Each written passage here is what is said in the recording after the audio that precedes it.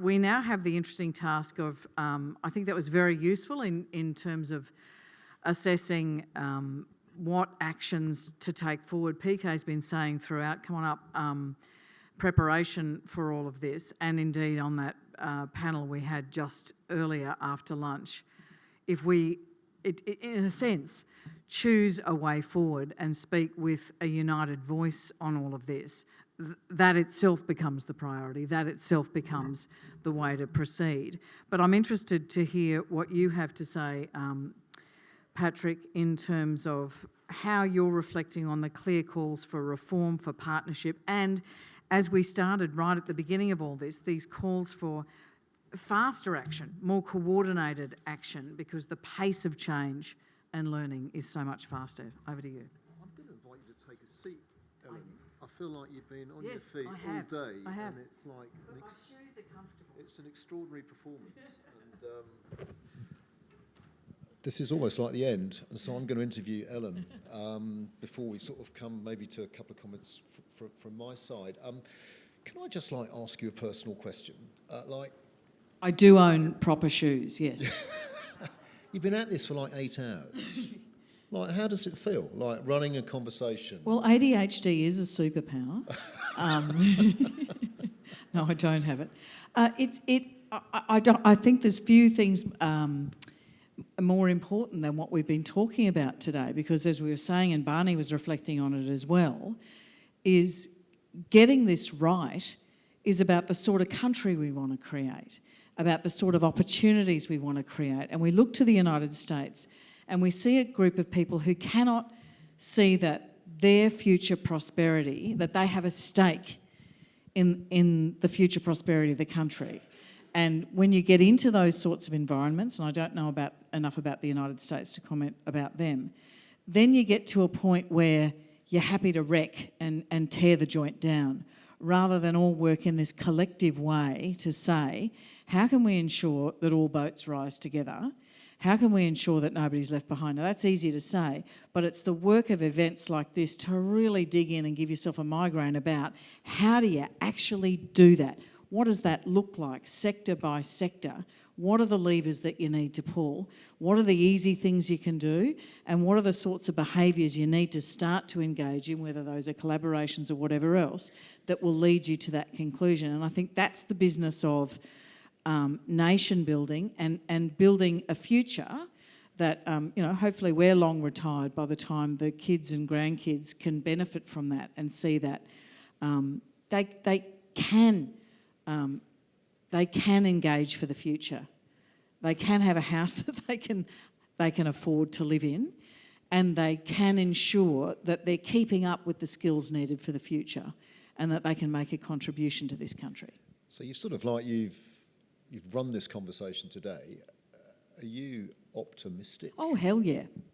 Because it always looks like this. It always looks messy. And you could always say, I remember being desperate for a talkback topic on one particular occasion, and we were muddling through in New South Wales, and I think we were up to our, 5th Premier in 8 months or something. It wasn't quite that bad, but every time the kids got the Premier's Literary Award, there'd be a new Premier. Remember, every year they'd go, oh, there's no one.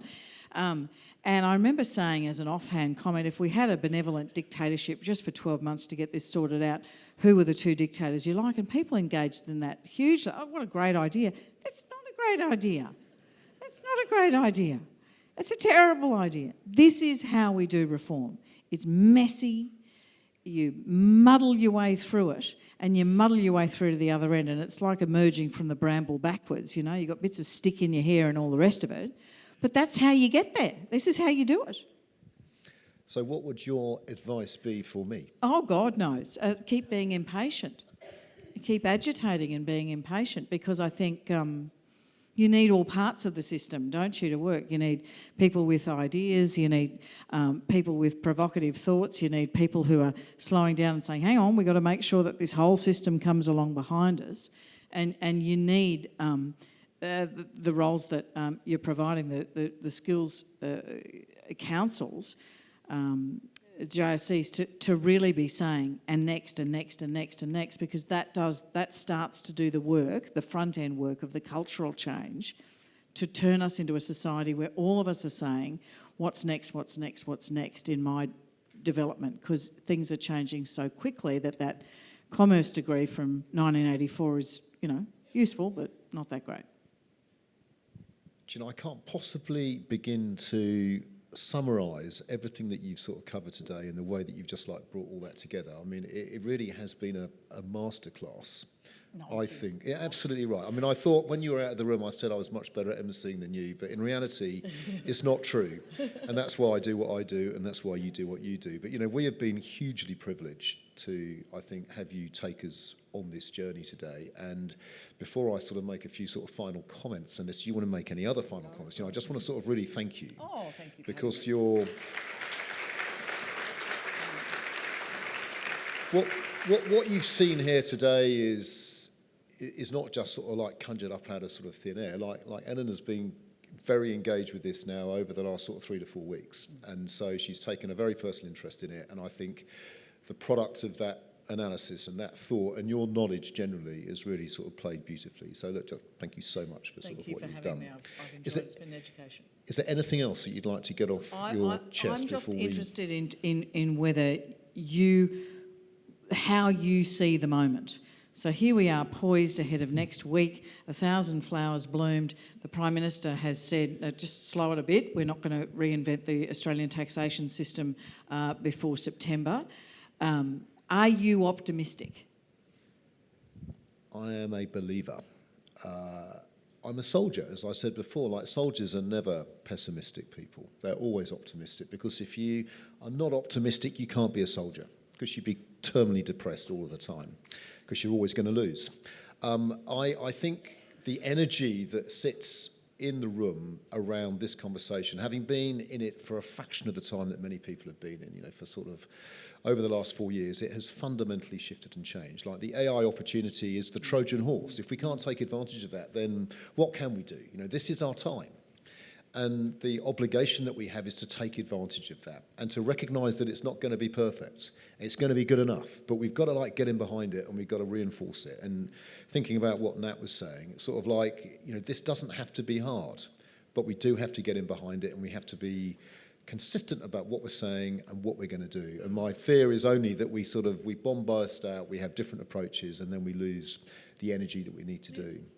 For me, there's a number of tensions that have to be sort of reconciled, which have come out across the day. So I think, this idea of pilot versus scale.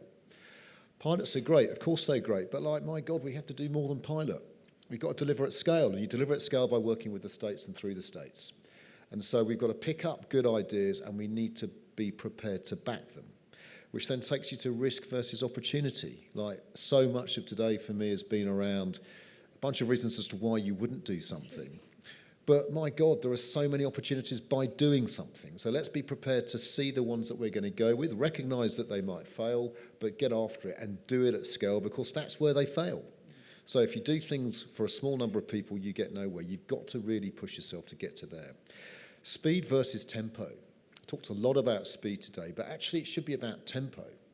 Tempo is about speed relative to your environment.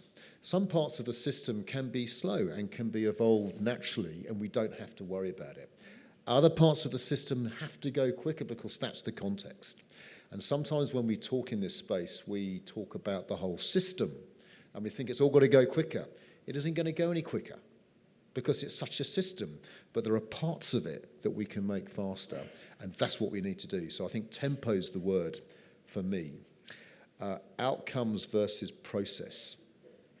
Process is important. That's how we get things done. But we do need to clear the way, and we need to be focused on the outcomes.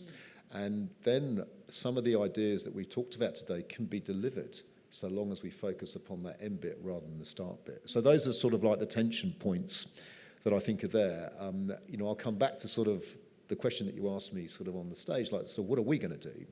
We're going to do the bloody accelerator, and we're going to see how that goes. And for the partners who have signed up for that, thank you very much indeed. For the other partners, I think there's about 5 or 6 of them who signed up since we did that presentation this afternoon. Thank you for that. That energy is what we need to capitalise and use to sort of drive ourselves forward. So I'm excited about that. That definitely is going to take us forward. Not quite sure where, but it's going to take us forward, and we'll get in behind that. And before we close, anybody who's signed up to be a part of the accelerator, please, if you could go outside at the end of this and have your picture taken as one group, that would be amazing. I'm going to close it now. Would that be okay? Yeah, I think Beck would probably want us to say thank you so much, Beck, for everything you've done to make this work. She's really the person who's made this work. I was going to do that. Oh, I'm sorry. But I was going to say that more feedback in the app. There's lots of feedback opportunities in the app. It's the sort of thing that if you don't do it here and now, you'll mean to and won't. So maybe get onto that.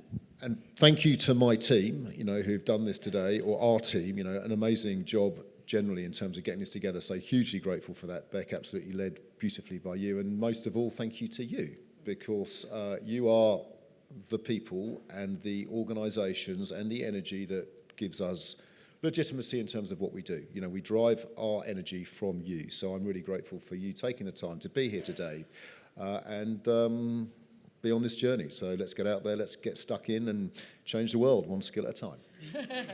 Very good. And I think there is afternoon tea served outside. Safe trip home. Thanks.